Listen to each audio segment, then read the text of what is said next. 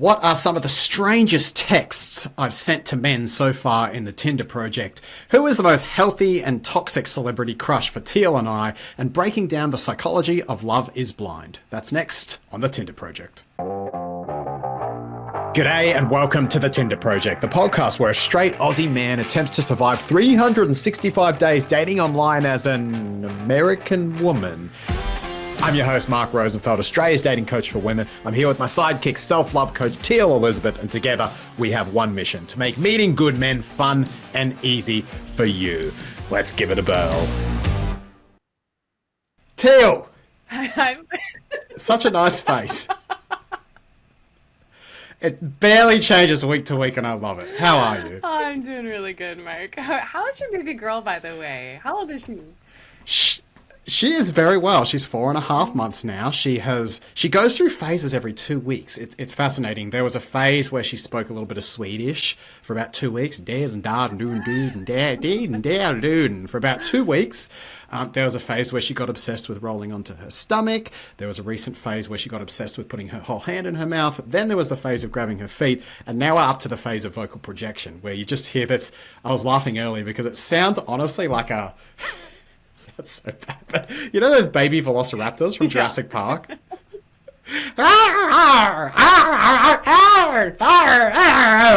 just hearing that from downstairs. Like, yes, you did not give birth. Is my child okay? You did not give birth to a baby. You gave birth to a baby velociraptor. Are you sure your wife is human? I'm sure many parents can relate, in fact. Guys, welcome. It is fantastic to have you here. Thanks for joining us on the Tinder Project. Tia, we've got some exciting stuff to go through today. Yes, I really want to hear an update. I know our listeners do too. What has been the juicy stuff you've been getting into over the last week? Did you know, fun fact, I was counting the days so far. We are on episode 10 of the podcast, which means we are on day 72. Yay! You haven't died yet. 72, and we're still going strong. There's definitely been a few days where I'm like, oh, not feeling in the mood today, but it's the same with exercise, right? It's the same with sometimes saving money. It's the same with a lot of eating salad. It's like, I really don't feel like doing it today, but you guys are spurring me on. You're all holding me accountable. I'm still figuring out how I'm going to explain Christmas Day to Sam, but that's future Mark's problem. What do you mean Christmas Day? You mean right being on your phone on Christmas Day? Texting women, texting men being on Christmas Day?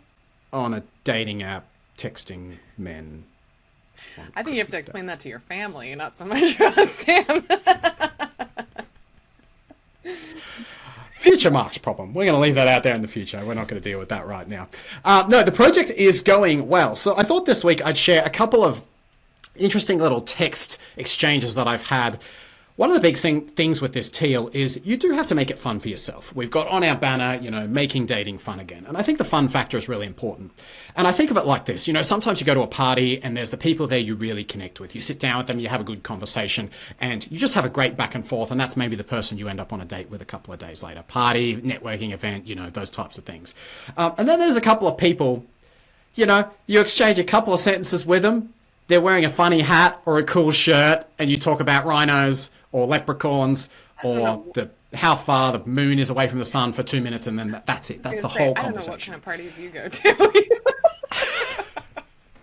I've never been to one. I need your hat, sir. I need to wear this hat for at least 1 minute and twice the points if it's a woman wearing a cool hat.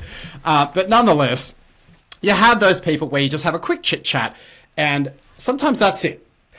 And often that's where some of the most, I suppose, odd conversations happen, because you can get some things that are a little bit just random, unusual. It's not entirely rare for me to have a conversation in purely emojis.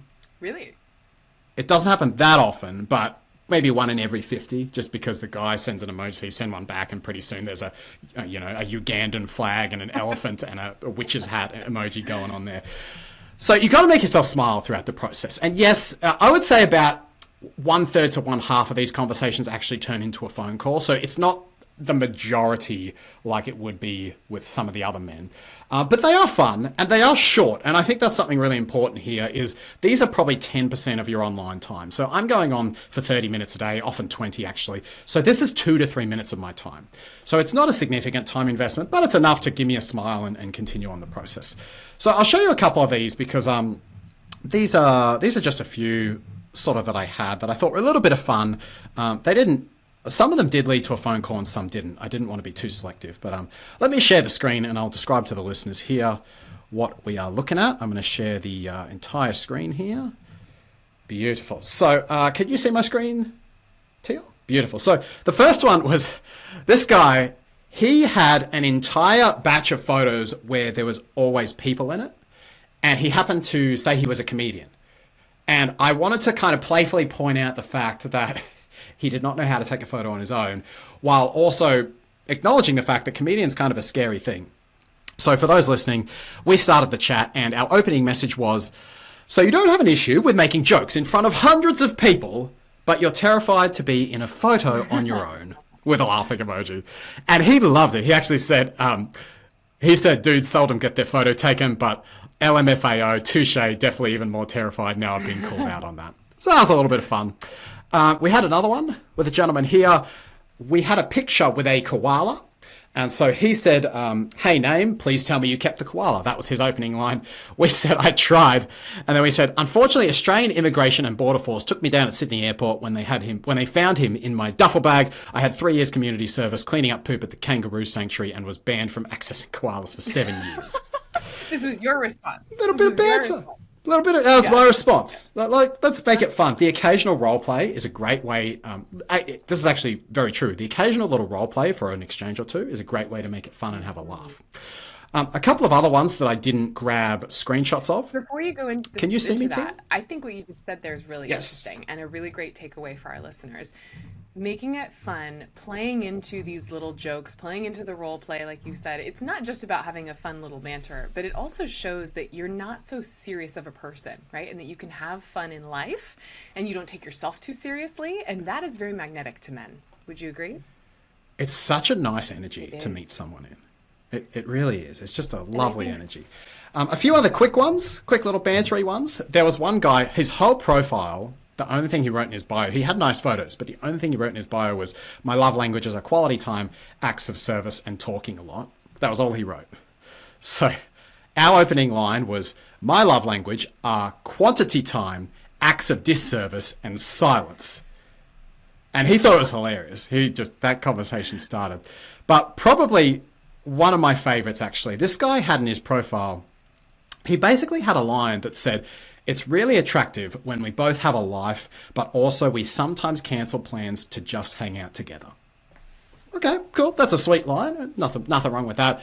So we were in an interesting mood this day and we said, hi, name, we'll call him Tim. Hi, Tim.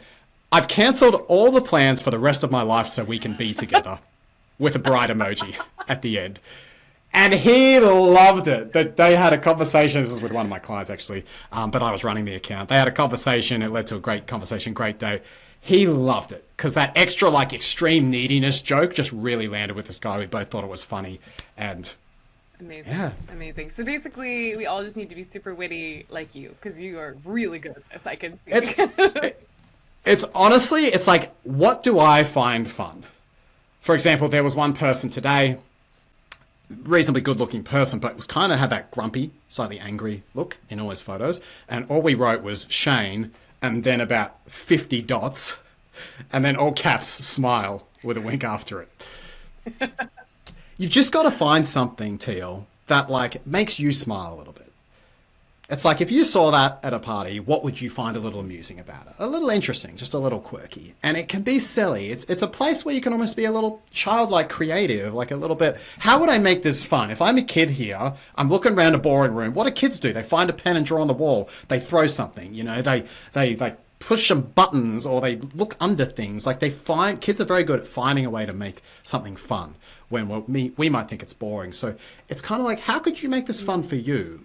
And whatever your version of wit is, and this is to everyone listening, whatever your version is, there's a part of you that can find fun in any situation, I promise you.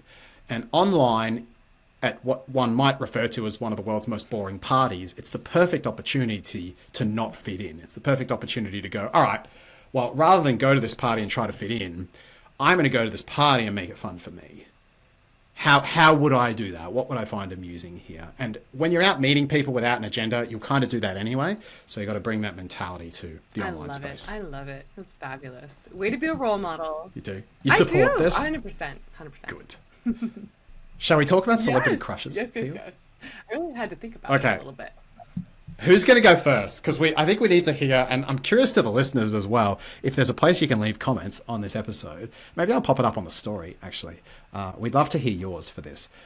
Healthy and toxic celebrity crushes. Tia, where should we start? I want to hear yours first. Why don't you start with one? We could popcorn back and forth, maybe? Okay. And are we doing both sexes here, or are we only doing one? I think just one. I mean, are you attracted to celebrity men crushes?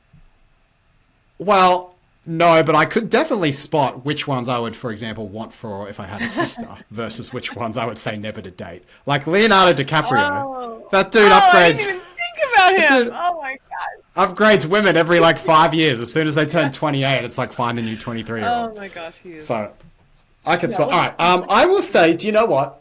Let's start healthy. I had to think about this a little bit. There's a few, but I'm going to go with Kate Middleton. And why specifically for her? Well, I love her poise. I love the way she holds herself. She seems very well balanced. I mean, I get that there's a degree of she's got to put that image out there. But she seems to just hold herself very well. I like the way that she presents. I like the way she supports her husband. I like the way she does her own stuff. I like the way she kind of models as a great mum for her family. She's also been through a lot. I mean, she's just had so much challenge, and she's been sick. And there was that whole thing where she got very sick. I'm not fully up to date on that, but I know it wasn't great. She also had horrible pregnancies. So she's kind of been through the ringer, and yet every time you see her, you kind of have this respect for the way she holds herself. She's someone you'd love to be seen with. So I just think that's so cool. And my perception of her, having absolutely, no personal relationship to her, makes me think, oh man, that's like the ultimate wife material right there. Just bang. I love it. I agree. Yeah. She's a beautiful, respectable woman for sure. Mm-hmm. What about you, Teal? Who's your healthy man crush? Can we tell your husband and put a poster of him on the wall? Yeah. Just don't say anything else. Just put a poster of him on the wall and then report back next week with what your husband says about the poster. He's not easily threatened at all. Okay. Should we do that? I'll put a Kate Middleton poster in my bedroom. You put a whoever this is in your bedroom, and we report but next week of just the first comment our spouses say. We can do that. I kind of want to do this. Okay. I'll get the printer fired up later. The first name that came to my head when I was asking myself this was Matthew McConaughey, especially... Solid choice. Very solid. I mean, he's getting a little older now, a little wrinkly, but still, he has such just that heartthrob energy of just being a good gentleman, a just good, downhearted gentleman. He's got that southern kind of accent. I mean, I only really know him from his book, Green Lights, which is an amazing book if you haven't read it. I haven't, but I've heard amazing things about that book, so I'm sure a lot of the listeners are like, Mark, you've got to read especially that. Just his philosophy on life and just like looking for the green lights in life and how you're always being aligned on your guided path through little synchronicities from the universe. It's really, so he's got that kind of mindset, which I love. But then he's also, I mean, from his movies, of course, he plays in so many rom-coms, so I'm just drawn into his movie characters, and I'm like, he's just so dreamy. How do you feel about the term Zaddy, and does it apply to Matthew McConaughey? I have never heard of this term. You've never heard of this term? Okay. Sam introduced me to this term when we were watching Physical 100. Do you know what that show is? Oh my God. Okay. Before we were parents, we actually had some time to watch stuff. And one of the shows we watched was Physical 100, and that's basically where they took 100 of Korea's best athletes. It's a Netflix show if anyone's interested. They took 100 of Korea's best athletes in every discipline. We're talking gold medalists, military, judo, we're talking, firefighters, all the best physical athletes, and they basically pitted them all against each other until there was only one left. Wow. And it was called Physical 100, but anyway, there was a guy on there who was about 45. He was a very attractive Korean mixed martial artist, and every time Sam would watch, she would go, oh, that's Zaddy. That's my Zaddy. And apparently, it's just a DILF that crosses 40, is essentially the definition. That's a Zaddy. So I got 3 years yet to hopefully make that grade, maybe. But no, I agree on Matthew. You know what I had huge respect for him was the moment he thought about getting into politics and then realized it wasn't for him. Stay in your lane, bud. Stay in your lane. That's when you know someone has character, because they look at those positions and they go, oh, actually, the stuff I would have to do to survive in that job is out of alignment with the person I want to be, so I shouldn't do that. Which is ironic, because they're exactly the people we need as leaders, but they're the people who don't want to be leaders. That's a conversation. Shout out to you, Matthew McConaughey, on the 0.1% chance you're listening in here. Okay, toxic crush. This is someone that you would secretly love to be with, but you know would be super bad for you. So, my original answer to this was 15-year-old me had an obsession with Alyssa Milano from Charmed. And after I read how that show fell apart, primarily because of her, I was like, oh man, this girl's so toxic. So let's highlight some of those toxic traits. Why is she toxic? Honestly, it was just reading the show notes where 20 years later, unfortunately, Shannon Doherty passed away recently, but 20 years later, reading those show notes, everyone, including Alyssa, is still arguing about who was the problem that broke up the show. So it's like, it was a great show. It was Charmed back in the day. I'm sure many listeners might be familiar with it. Phoebe, Piper, Prue, and Paige. Third season, Shannon Doherty leaves unexpectedly. And essentially 20 years later, they're all still blaming Alyssa Milano and she's still defending herself. So there was that. The other one I would probably say, actually, just continuing our thread from before, and this might be a bit of a controversial answer, but from what I've seen of Meghan Markle, opposite of Kate.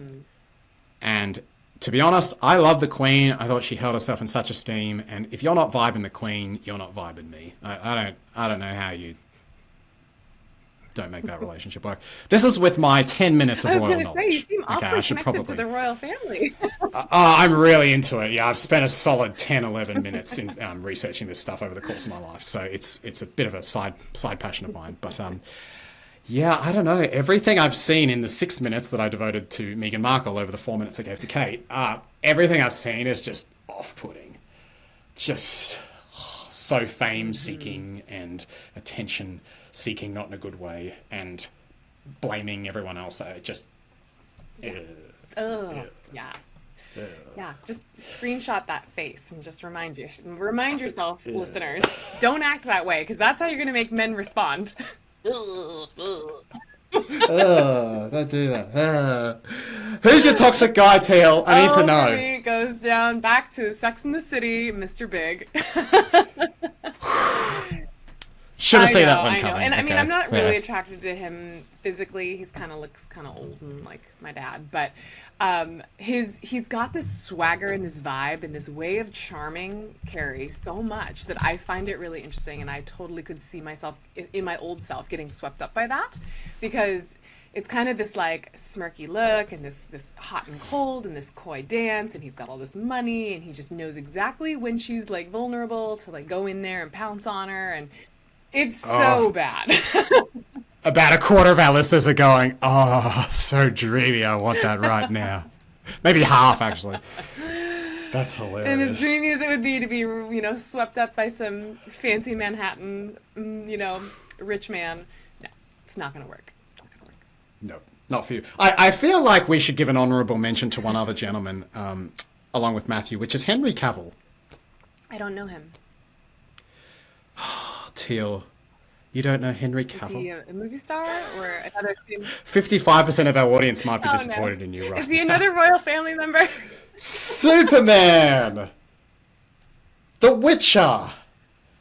6 foot, handsome Englishman who loves playing board games with his fiancée. Oh my god, no. I don't think I've seen it. I have not. Gee whiz. Like I said, I've been out of the... I honestly have been so out of the... what is it? The media world since having kids. There has to be one show Henry Cavill shows. There has to be one show Teal recognises here. We've got The Witcher, The Tudors, Midsummer Murders. Ooh, more Witcher, Superman. Maybe not. Right now. Okay, look up his picture and give me your honest. No. Yeah. No! I mean... I've never heard a woman say that. It's all right. Really? It's just not my style. But I don't know. I haven't seen. I guess I need to watch Jeez. Superman. Henry Cavill's one of those very few people that I kind of thought was almost everyone's style. Like, do you know Chris Hemsworth? The Aussie Thor, Yeah. blonde, Yes. raw. Is he your style? No. No, interesting. Or the Okay, Bradley okay. Cooper, Matthew McConaughey. But Bradley That would be Cooper, my honorable man, mention. he is what that dude is Bradley something Cooper's my else. other, That guy, another I big love one. Bradley Yeah. Cooper. He's yeah. I'd probably turn gay for Bradley Cooper. That's good decisions here. All right, we've covered the celebrities. Shall we talk about the regular people who end up on a very interesting television show, Netflix series known as Love Is Blind, and the psychology behind this? Teal, I'm really curious. Your general thoughts on the show. Is it good? Does it help people fall in love? Does it help people see what relationships are? Or is it just creating Disney-level romanticism that we all have to unpack in our later years? Yeah, I think the show gives so much for us to talk about. I'm really excited to dig into it. I have kind of a love-hate relationship with it. I've watched a few full seasons, and I love the concept. I love the idea in general, but I don't think it actually executes in real life. I think in general, when we meet How many times have you done this in real life? the Love is Blind thing, the blind date. Yeah. What, do you go to pods and sit there, you're like, this isn't working the way it was on the show. There's something, is there any guys in here? Is that a homeless person in my pod? This doesn't work like it does on TV, man. It gets a little lonely in there. Yeah. You're doing it wrong, Teal. That's not, this isn't one of those shows where you replicate it at home and it works. I'm sorry. What I mean is, Gee whiz, what a quote. This doesn't work in real life. No shit, Teal. I meant the Oh, concept fucking works, hell. I think. The mind concept works, but when you see it on the show play out, I do not think it works. Mostly because, in the idea, the theory of it is that you don't want to get caught up with all the looks. You want to be able to really hear and feel their heart and understand them on a deep soul level before getting swept up in all the physical attraction stuff. And while that is a beautiful concept, what I notice is that even though it's not just the physical attraction piece, there's another huge component that goes into attraction, which I think is the nonverbal cues. And we're missing a lot of those nonverbal cues when we're talking just on the phone or just through a wall or whatever that is. And although you can get really much deeper, I think, when you're not getting distracted by the rest of it, you're missing a huge component. And I'll give you an example. I was really sitting with this and thinking about it, because first I was all aboard for it. Built my own pod in the backyard and everything. I was so into this show. But as I really started to think about it, I was like, I remember going on a date with a guy. And we had a few conversations on the phone, and he seemed great, and we were really hitting it off. And I was like, I really can't wait to meet him in person. And I met him in person, and he just had this stare about him. Even though we had the conversation and it was still flowing, he was just like staring at me the whole time in a really uncomfortable way. And it really made me feel off. And it just really threw me so much, because I thought I had a really good connection with him. And then I saw him in real life, and I'm like, there's just this underlying thing that I couldn't pick up on. And then I had another guy where I connected super well, and I was like, wow, I'm really excited about this guy. And then I saw him in real life, and I just, the physical piece wasn't there. And it really kind of just, it was more of a letdown after that point, because he was like, why is this not working? And then I had to explain to him that it's not your wonderful soul and personality. It's that I don't want to fuck you. I don't like what you look like. And that's even worse.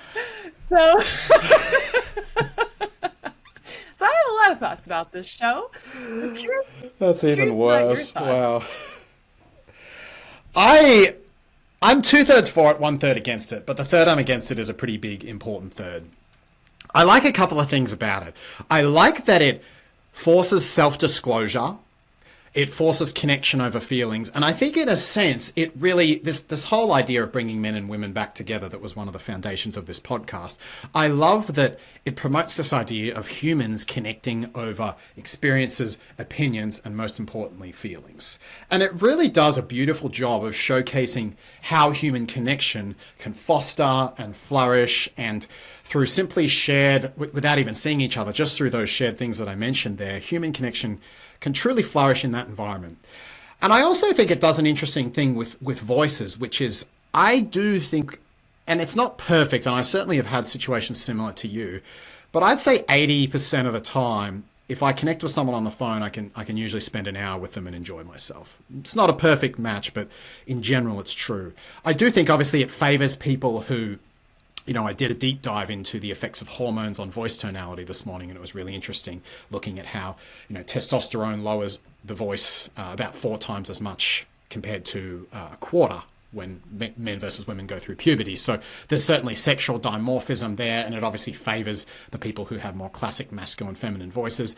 And I think there's interesting stuff to be said, especially for women, well, actually men as well, but particularly the women, I say being a man, around vocal inflections and tonalities, and the more she expresses and extend her words and shows emotions through her use of tonality, up, down, sideways, lengthening, shortening, you can get a feel for someone on quite a deep level with that. So I think those things are really cool about the show, and the general concept I really like. It's interesting you said the nonverbal cues, because I hadn't noticed that, and it's a very good point. The thing that I noticed that I felt was much more important, and the big 1/3 that I don't like about the show, other than, of course, you may not be actually physically attracted to them, which is a bit of a disaster. But I think the big thing that gets ignored is the fact that you have a wall. And the wall offers a protection from intimacy, which creates this really fascinating false sense of safety around vulnerability. Because it's kind of like talking to, they used to have those old psychic phone lines, and people would call them up, and you can sort of share your heart from someone who you'll never ever talk to again. Or if you've ever had a one-night stand where you just kind of let out your entire soul and history to this person and never saw them again, there's a weird sense of safety in vulnerability that gets created when there's a wall and a disconnect there. So you have these two people that are almost being artificially vulnerable because the threat has been taken away by the wall protection. I literally can't get close to you, so there's no threat of you getting too close. Emotionally to some degree, but I literally can't touch you, I can't be with you. So all the usual fears of intimacy that would come up for either party, men or women, anyone who has a level of emotional unavailability and has triggers that would keep their heart closed, those triggers are not usually activated in this environment because you have this kind of artificial safety that's created. So unfortunately, once you get out of the pods, you then have two people that it's like the dogs that are trying to bark at each other from each side of the fence. Suddenly they've been like barking. I want to get at you. I want to get at you. And suddenly the fence is taken away, and it's like, oh shit. Oh. And I know we're not attacking each other, which is where that metaphor breaks down, but we are talking about being vulnerable with each other, which of course gives someone technically the option to hurt you or the option to attack you, because we're building trust. And as soon as someone has the potential to hurt you, your defenses are much more likely to come up. So there's this weird thing with Love is Blind, where the wall creates artificial vulnerability because it takes away your triggers. And in that sense, you do get a true sense of the person to one degree because they're talking to you without their defenses down, but they're not forced to go through the process of working through those defenses to actually connect to you. The connection is almost like it happens like as a freebie or something. And so then you meet up and you're in the real world, all those defenses that had gone to sleep and switched off suddenly come back up, and you kind of have to take 4 steps back, which is why so many of those couples really struggle 3 to 6 months later, because they've had all this closeness, but all of a sudden the defenses, which were asleep at the wheel, wake up and say, oh my God, I got to protect the person again, which of course kills intimacy. So it's a bit of an unnatural vulnerability. And I guess like any relationships, it seems like some couples can work through it well after the show and many don't. But I think that's the biggest thing that gets missed, because in relationships, we're really only as good as we are at handling our triggers. And if you take the triggers away in an artificial environment, while you do get a beautiful connection with the real person, you do not get the person who's worked through the triggers to get there. You get the artificial form that then has to do the work kind of after the event. And I think that's where it's a bit misrepresentative of a real life deepening of vulnerability experience. I love that you broke that down so clearly. I've never really thought about it in that way, but I think that makes complete sense. It's a superficial vulnerability. Or not even superficial, but just, like you said, it's artificially created in a very petri dish environment. but it's not going to necessarily test in the real world, because it's true. We have to build that slowly and build that trust slowly. It's almost like you've pried open your heart and now you have to somehow just keep it open, even though everything around you is like, it's not safe to do that. I don't know this person. I really don't. And the temptation now is you're so close and you have this person who could, so deeply hurt you, and now you're actually close to them and they could. There's temptations on both sides to take a few steps back, just for self-preservation reasons, and that starts to break the intimacy and take a step backwards, and it creates a really difficult scenario where you've got to get through that phase to have a successful, happy relationship after it. Can you do the work together? Love is Blind puts it in a very, as you say, I think petri dish is a great term for it, an odd petri dish where later on you have to find out once you're out of that dish. So that's another question then. Do you feel like Love is Blind is actually damaging potential relationships? Is it actually making more problems? Is it because I almost feel like vulnerability is starting to become such a buzzword now that people are almost leaning in with vulnerability as like, I have to do this to build intimacy and connection, but it's being done maybe in the wrong way. And so yeah, I would agree, because vulnerability is important. Trust is fundamental to relationships, and you can't build trust without being vulnerable to each other to a degree. I think sometimes vulnerability, people assume it's always negative. I remember one really important session I had with my therapist where we were talking about vulnerability being a positive emotion. Vulnerability in the positive sense, whereas sometimes sharing positive things is quite vulnerable because people can shame you for it, people can put you down for it, people can whatever, but bring you down, your fear of disappointment. So I think vulnerability can go both ways. It can be a good feeling thing or a negative feeling thing. And I do think it can be overdone, especially to the point where you're seeking connection just from doing that, and it becomes a ROI. I invest vulnerability, so you do that, as opposed to having the courage to show up vulnerable, appropriately vulnerable, but vulnerable with whoever, because that's just you. And whether someone rejects you for it and says you're weird, or someone says I love you for it, that's so great. At the end of the day, you kind of feel the same about how you showed up, because you said, all right, well, I kind of put myself out there, love me or hate me. I'm glad I did a good job with that. So yeah, I think vulnerability is important, but it gets taken too far and it gets applied in the wrong way. Whether I would say the show's been negative, I think of all the reality TV shows that I've seen on love, that I've seen on dating, it's one of the best that comes to mind. 90 Day Fiancé is full of drama. Love Island is just a huge drama fest. Most of the shows I see are based on pure sort of chemistry, and there's not a lot of like working through conflict in that. Maths is ridiculous to me. I would say of all the shows that get people talking about relationships, this is one of my favorites. Yeah. And while it definitely has its flaws, it's better than any others that are coming to mind for me right now. So I like that it makes people talk about relationships. I like the concept of self-disclosure and sharing as they do. I just think you have to have that huge caveat around the trigger piece and how they go to sleep in the pods. Well, isn't it interesting that online dating could be kind of argued that it is a little bit like Love is Blind in a sense, right? I mean, you don't have a wall, but you have this screen.